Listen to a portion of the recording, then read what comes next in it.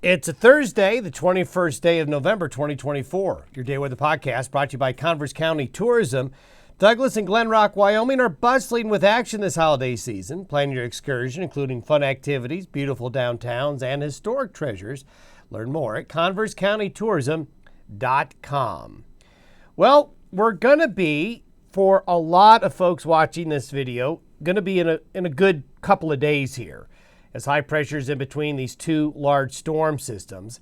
I say not for all, because for those of you in the Pacific Northwest, along the West Coast, it's going to be pretty stormy, as well as some of the interior, as we see this very intense Pacific storm spin off the coast. But fair and warmer weather will be found on the plains, along the Continental Divide, especially east of the Divide today and Friday, and a good portion of Saturday, really pretty good, while the stormy weather continues further west, as that storm is kind of stuck off the coast of Washington and British Columbia at the moment. However, as we mentioned yesterday, there's going to be a segment of strong and moist jet stream winds coming over late in the weekend and into Monday that will produce a little bit of weather for some of you, especially in some of the mountain areas. And it will also start to draw in some colder air from Canada. Then we start to see what's left of the big Pacific storm come into the interior west towards the middle of next week. And I think this might end up being a little bit of a headache for holiday travel. And that's something we're going to have to keep a really close eye on. I know a lot of you are going to be interested. We'll do our best to keep an eye on it, as that what's left of that Pacific storm, even though it'll be a shadow, a mere shadow of what it's been, just a mere shadow of that storm is going to be enough to make some weather. Then we're looking at a possible big cold shot. And I mean, let's say winter cold that we haven't really had yet. That could be coming right after Thanksgiving, as we're in a negative EPO phase. We'll talk about that here in a minute. Beautiful shot there from Dave Bell of the sunrise on the Tetons earlier this week. Now, a lot of these mountains starting to see the snow get a little bit deeper. A lot of these mountains will be shrouded in clouds in the coming days, where we're not going to see them for a little bit, so get a good view in while you can. The satellite imagery this morning showing the two major features. That Great Lakes storm really starting to get itself better organized. It's just going to be raw and nasty with rain and strong winds and snow in the upper Midwest, the Great Lakes, then moving into the northeastern United States, where they really need the precipitation. Here's this broad area of high pressure that a lot of us will be under.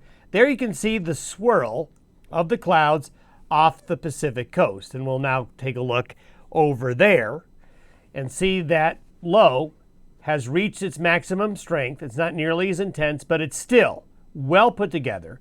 Still very low pressure, still going to be causing a lot of wind, and it's going to be causing more wind and rain on the coast, snow in the mountains of British Columbia, Washington, Oregon, into central northern California. Here's that Pacific pipeline of moisture coming on in that will just continue. These speckled clouds indicate cold, moist air sitting over the Pacific wanting to come into North America. When you get an air mass like this comes in, it's just a precipitation factory, especially for the mountains, as it gets pulled into the coast. Satellite image this morning shows that very well. As we now go to radar, you can see the counterclockwise spin of the Great Lakes low. You can see that deep Pacific moisture producing a lot of moisture in Northern California, then stretching to the Pacific Northwest with the trajectory of the moist air going up this way. As we look at the 500 millibar chart, you can see the features very well with the high pressure over the Continental Divide, with those deep low pressure systems kind of bookending everything.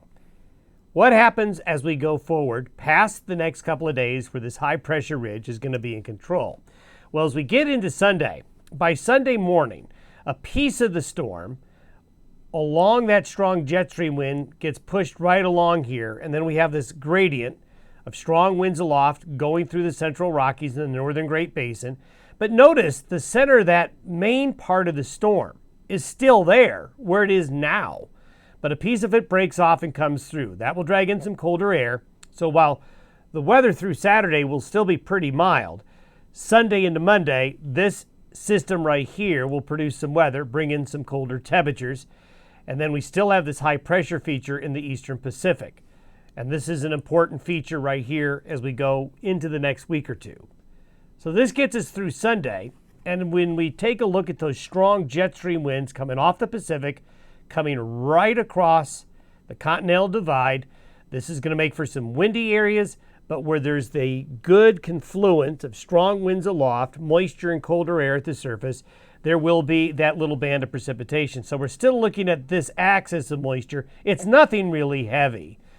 But as we get into Saturday night, Sunday, into Monday morning, this might cause a few travel concerns in this particular area here. Again, it's not much, but it could be a little bit of a weather maker as it goes through. This is the overrunning snow that we talked about for southern Canada, and now it's showing the far northern counties of North Dakota and Montana are going to get into the mix. Now, this is one of these situations where the colder, deeper air can kind of get in and push a little bit further along the divide or along the Rocky Mountain front of Montana. So out here, this is all going to be pretty significant snow. Look at the precipitation still hitting the west coast and getting further south now, further into southern California. Heavy precipitation for northwest Montana, the panhandle of Idaho, the eastern mountains, and higher terrain of eastern Washington and Oregon. So a lot of weather for you folks in the interior and the Pacific Northwest. This is what the snowfall potential could look like, and most of this is going to be in the late Saturday night, Sunday, Monday timeframe. So that's sort of the first wave coming through. The second wave looks like this. What's left of the storm, which was here, gets broken off and finally comes through the Rockies and comes over the divide. This is the replacement coming in from the north to kind of come in and be right behind this low. Now, this system isn't going to be a terribly well put together system, but I showed you that very large area of cold, moist air in the Pacific. That's what gets brought in by this low. So it's likely going to produce some weather. What do I mean by weather? I mean colder temperatures, icy, snowy roads and highways. While it won't be a, quote, big system, it will be enough, I think, to cause some headaches for folks wanting to get out, travel in the Wednesday, Thursday timeframe. We'll see. We've got several days to see it could change, but just want to give you a heads up there. This takes us through the middle of Thanksgiving week. We still have this feature, generally speaking, a broad area of high pressure in the eastern Pacific. Remember, for those of you who have watched the podcast for a while, when we're in a ridge here, we're in a fridge here. Ridge here, fridge here, because the door opens to colder Canadian air. The trick with these high pressure ridges is sometimes they get pinched off, then the push of the cold air isn't as far south. But if they don't get pushed off, what happens is the jet stream does this. It rides up, then it rides far south. And when you have a big cross latitude change in air masses, you can imagine what happens. So all of a sudden you're bringing air from very high latitudes to lower latitudes, which is going to mean a big temperature change. So this takes us through just up to before Thanksgiving Day. So we'll need to watch this feature here. Then as we get into Thanksgiving Day, it comes out into the plains and it's going to produce rain, ice, and snow as it moves on out. Here comes the next system, the tail that we talked about yesterday, coming on through. That high pressure ridge is still there. That tail then comes in as a more mature, big push of cold air by late Saturday into Sunday. So this is the weekend after Thanksgiving.